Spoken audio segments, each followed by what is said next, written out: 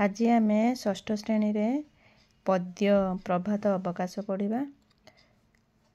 कवि बनमाली दास से कृष्णंकर भक्त थिले।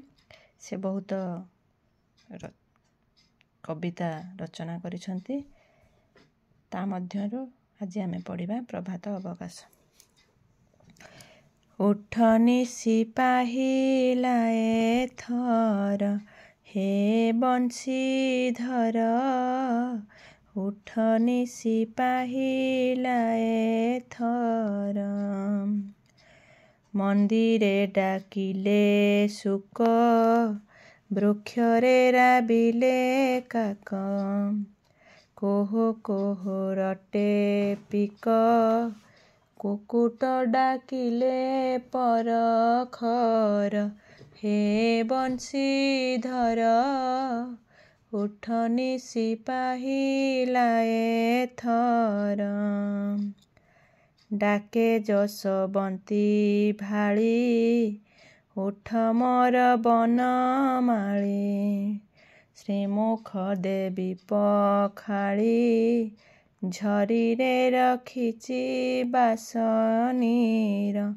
हे बंशीधर, उठनी सिपाहिलाए थर। अमृत पाणी कदली, लवणी संगते गोली।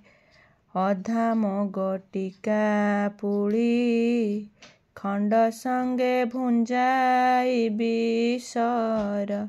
हे बंशीधर, उठनी सिपाहिलाए थर। उठ राम वासुदेव, गोगोष्ठे उछुर हेब। दधि अन्न साथे नेब, नदी कूले करिब आहार। हे बंशीधर, उठनी सिपाहिलाए थर। बाछुरी चराई जाई, काली पथ श्रम पाई। अलसरे अछु सोई, अशकत हुए कि शरीर। हे बंशीधर, उठनी सिपाहिलाए थर। सिंह द्वारे गोपसुत, डाकंती उठ अच्युत। केते निद्रा जाऊ तुत, आकाशे उदय दिनकर।